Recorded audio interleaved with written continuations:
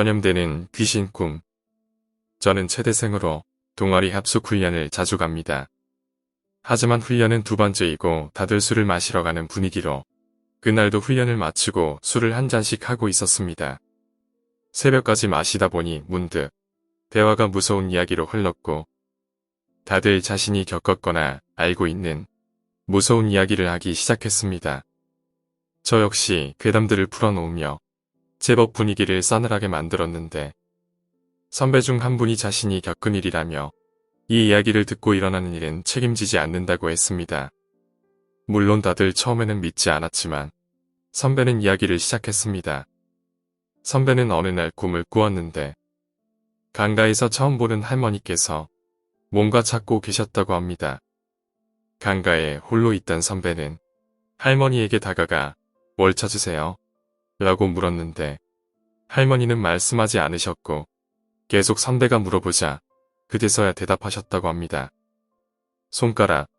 할머니의 오른손에는 새끼손가락이 없었습니다.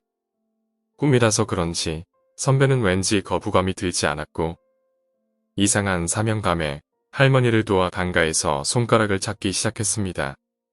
그런데 이상한 생각이 들었습니다.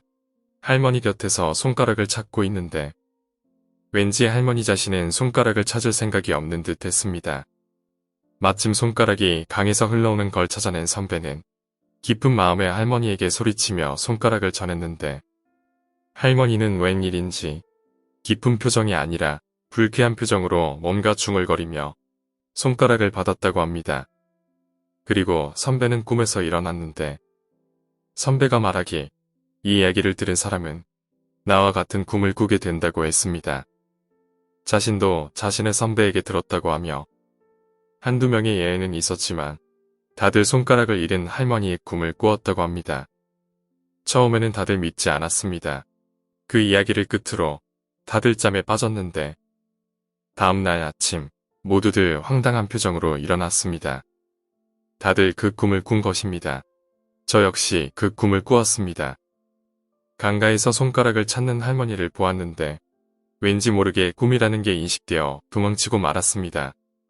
그리고 패스트푸드점에서 숨을 돌리고 있었는데 햄버거에서 새끼손가락이 나오는 바람에 깜짝 놀라 꿈에서 깨어났습니다. 다들 강가에서 할머니를 보고 어떻게든 손가락을 찾은 듯 했습니다만 동아리의 가장 막내는 꿈에서 손가락을 찾지 못했다고 합니다. 막내는 손가락을 도저히 찾을 수 없어 할머니에게 손가락이 없는 것 같다고 말했는데 할머니는 무척이나 기뻐하며 웃었다고 합니다.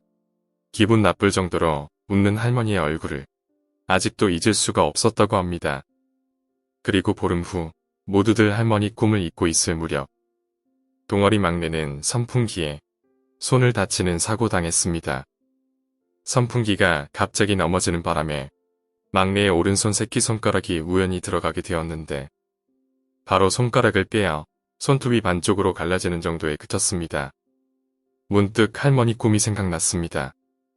어쩌면 할머니는 새끼손가락 전부를 가져가려고 했던지도 모릅니다. 오늘 이야기는 여기까지입니다. 오늘 이야기가 재미있으셨다면 구독과 좋아요 부탁드립니다. 감사합니다.